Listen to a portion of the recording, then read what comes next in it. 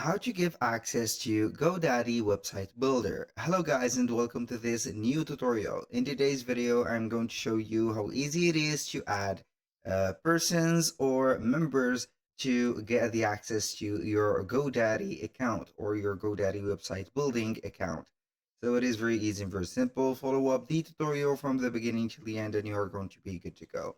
The first thing that you need to do is to head over GoDaddy.com, sign in for your account, and visit from here the menu website and hosting. You're going to select from this menu website builder, and then we are going basically to head over our account. We are going to see Jack's account.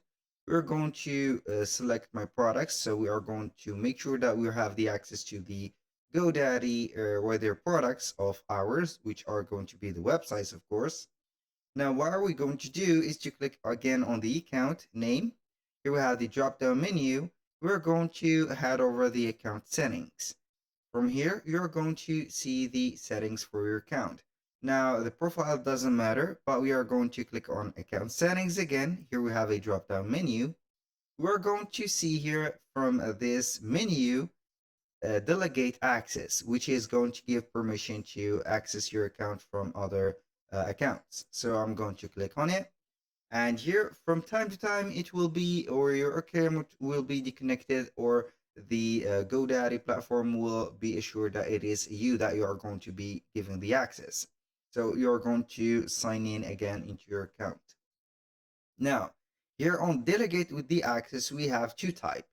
Accounts that I can access, which are going to give here you the access to other accounts, and also people who can access my account. Here we are going to delegate or give or grant a permission to access our account and also modify these. So these could be whether developers, designers, whatever, or managers also.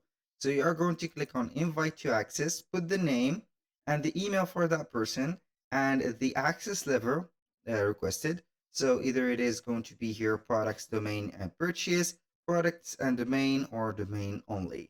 So we are going to give it the access to the product and domain, for example, only.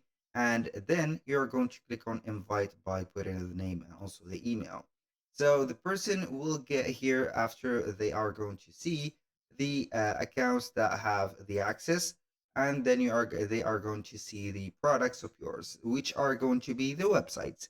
They can edit them, put them in action, or add or remove something from them. That was all for today's video. Thank you guys for watching. I hope that you have enjoyed the content and I hope to see you soon on the next one.